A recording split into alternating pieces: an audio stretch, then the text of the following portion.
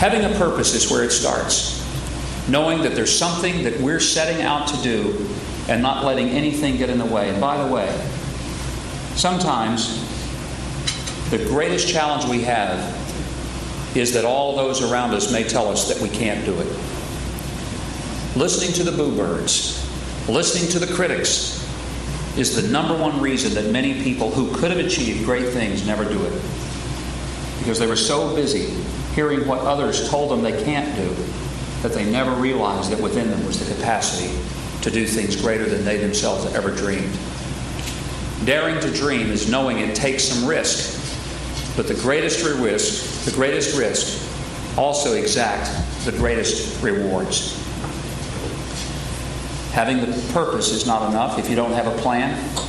I would imagine that if you asked any of the 5 of these, they would tell you that not only do they have a definite idea of what they want to do in life, but they have a plan to get there.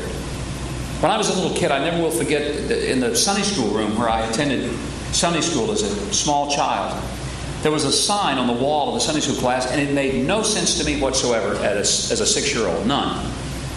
But I remembered the sign, and I remember the words of it. And when I became an adult, it made perfect sense to me.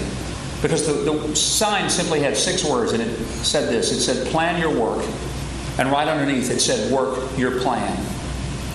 And I found that that's so very true in terms of carving out something that you want to succeed in. If you fail to plan, you plan to fail. Planning what you want to do and then doing it is the difference between those who actually accomplish their dreams and those who simply dream their dreams. And then it's perseverance. There's a saying that we say in the South a lot, and that is that it's not the size of the dog in the fight.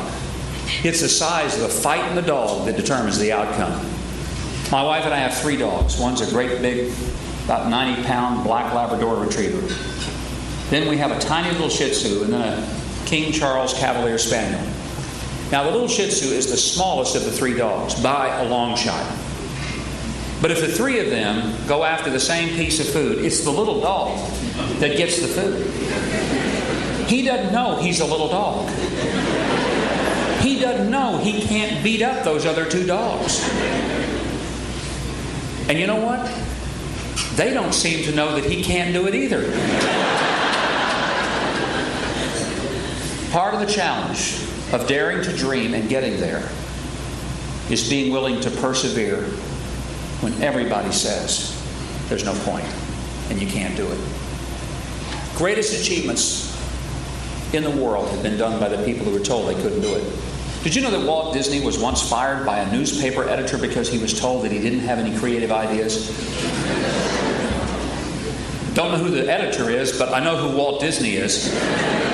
Did you know that Louisa May Alcott was rejected for many of her stories time after time because editors read her stuff and said it just didn't have any popular appeal? Are you aware of the fact that F.W. Woolworth, who founded the Woolworth department store chain, was kept in the back stocking goods by the manager of his first job at a store because the manager said Woolworth just didn't have enough sense to wait on the customers and do anything but stock the freight? Are you aware that when Thomas Edison was just a child and first going to school, the school teacher asked his mother to please keep him at home because he was so stupid that he was incapable of learning anything and he was a distraction to the rest of the class? In my own home state of Arkansas, there was a gentleman by the name of Sam Walton who ran a little 5 and dime store in Newport, Arkansas. His landlord didn't renew his lease, thought that there was no future in a store like that, and so canceled Sam Walton's lease on the 5 and dime store. Sam Walton thought about just quitting and giving it up altogether, but decided he would make one more go of it. And he moved to the little town of Bentonville, Arkansas, and opened up his own store and decided that he would run it a little differently than he had to under a franchise agreement. And he started his own store. By the way, I'm sure you've heard of it. It's maybe not here on the islands, but the rest of the world is pretty well aware of Walmart. It became the largest corporation in the world. All started with a guy who lost his lease because his landlord didn't think that he had the kind of capacity to make a go of it in the retail world. Life is filled with people who were told what they couldn't do, but they did it anyway.